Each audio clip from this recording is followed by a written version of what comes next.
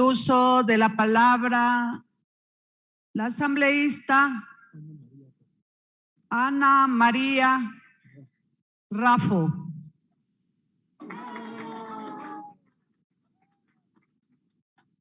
Muchas gracias, señora presidenta. Mi saludo a todos los jóvenes, estudiantes, profesionales y a todas las familias del pueblo ecuatoriano, en especial a mis mandantes de la provincia del Guayas. Señoras y señores asambleístas, como miembro de la bancada UNES, es nuestro deber ético defender los logros y aciertos alcanzados durante los 10 años de gobierno de la Revolución Ciudadana. En cuanto a derechos humanos de los ciudadanos, incremento de presupuesto en el sector de la salud, de la educación gratuita e inversión en los demás sectores sociales.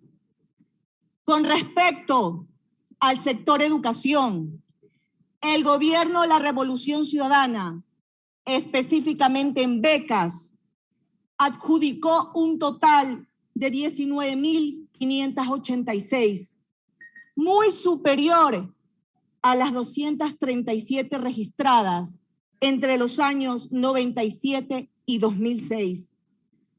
A fin de que estudiantes y docentes se capaciten en las diferentes áreas del conocimiento, impulsando como nunca antes en la historia de nuestro país la formación y capacitación de los ciudadanos en las mejores universidades del mundo, donde ese 98% de ciudadanos tuvieron un trabajo en las diferentes entidades públicas y privadas. Mucho se habla y se discute de que las autoridades nacionales debemos brindar al sector educativo presupuesto. En este pleno se ha escuchado en diversas ocasiones sobre la importancia de los recursos económicos y la formación y la capacitación del talento humano nacional. Tema en el cual estoy totalmente de acuerdo, ya que una educación de calidad es imposible si no recibe los recursos necesarios. Pero en realidad, ¿hemos cumplido con dichos postulados? ¿O es que acaso en los discursos aquí pregonados se han quedado en eso, en palabras, en debates sin acciones concretas, en leyes que no son apegadas a la realidad que muchos estudiantes y profesionales tienen que enfrentar? Como es de conocimiento general, el Estado ecuatoriano, a través de distintas dependencias, oferta un sinnúmero de programas, de becas, de ayudas económicas y créditos educativos para financiar los estudios superiores de tercer y hasta cuarto nivel dentro y fuera del país. Programas que muy acertadamente se dio apertura durante el gobierno de la Revolución Ciudadana y que lamentablemente desde los últimos 4 años del peor cogobierno de la historia, Moreno Lasso se quiso dejar de lado. Recordemos que de forma inhumana nuestros becarios internacionales fueron abandonados durante la pandemia, muchos de ellos durante la crisis que nos afectaba a nivel mundial debido a la enfermedad por el coronavirus COVID-19. Se vieron envueltos en la desesperanza de vender lo poco que tenían para cubrir al menos su necesidad básica de vivienda. Tuvieron que sobrevivir porque el peor cogobierno de la historia que hemos enfrentado no le asignó los recursos cuando más lo necesitaban. Una beca constituye una subvención que el Estado otorga para que estudiantes y profesionales puedan cursar sus estudios, y por su naturaleza se entiende que esos recursos asignados no deberían ser devueltos. Sin embargo, debido a procesos de liquidación aplicados por la Secretaría Nacional de Educación Superior, Ciencia, Tecnología e Innovación, CENESID, muchos becarios tienen la obligación de reembolsar los recursos que recibieron. Por dicho concepto, escúchese bien, los becarios pagan a CENESID dineros que supuestamente fueron mal utilizados, pese a haber obtenido su título académico. Es decir, cumplieron con su compromiso y obligación de estudiar y aún así se los castiga. Señores asambleístas, ya se podrán imaginar la situación en la que muchos estudiantes y profesionales se encuentran. Tenemos becarios internacionales que una vez que retornaron al Ecuador no han podido encontrar un trabajo digno, un trabajo adecuado y encima de todo son obligados a pagar a la CENESID. Y evidentemente, de no hacerlo, son sometidos a procesos coactivos que ya asfixian sus complicadas y precarias situaciones económicas. La misma historia la sufren los que creyeron en los supuestos créditos de estudios con beneficios para estudiantes. La crisis económica es una realidad y existen miles de ecuatorianos que no encuentran empleo adecuado. Según datos publicados por el Instituto Nacional de Estadísticas y Censo, INEC, la tasa de desempleo hasta agosto de este año en el área urbana alcanzó el 6.2% y en el área rural fue de 2.2%. Adicional, esta misma institución publicó que el promedio mensual de un hombre hasta agosto de este año fue de $300 y el de una mujer de $258. Todo esto ha desembocado en una nueva ola migratoria, sí, como la que vivimos en el feriado bancario del 99. Todo debido a la falta de empleo y por ende a la falta de recursos económicos para siquiera poder llevar el pan a la mesa de sus hogares y para cubrir sus diferentes obligaciones financieras. Esto ha llevado a que miles de ecuatorianos pongan en riesgo su vida, la de sus hijos menores y la de toda su familia. Esto sin duda merece un debate más profundo, compañeros asambleístas, para juntos buscar una salida con propuestas de leyes que se ajusten y cumplan con la necesidad o las necesidades de los ecuatorianos y no con propuestas o reformas regresivas en derechos, porque entiéndase bien, no lo permitiremos.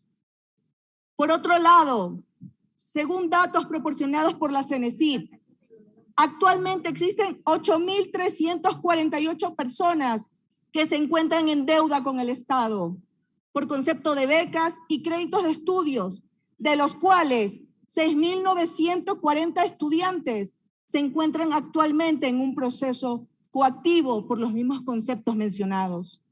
Dichos procesos coactivos suman más de $59.561.000. Adicionalmente, el monto total adeudado por becas y créditos de estudio ascienden a aproximadamente $72.700.000.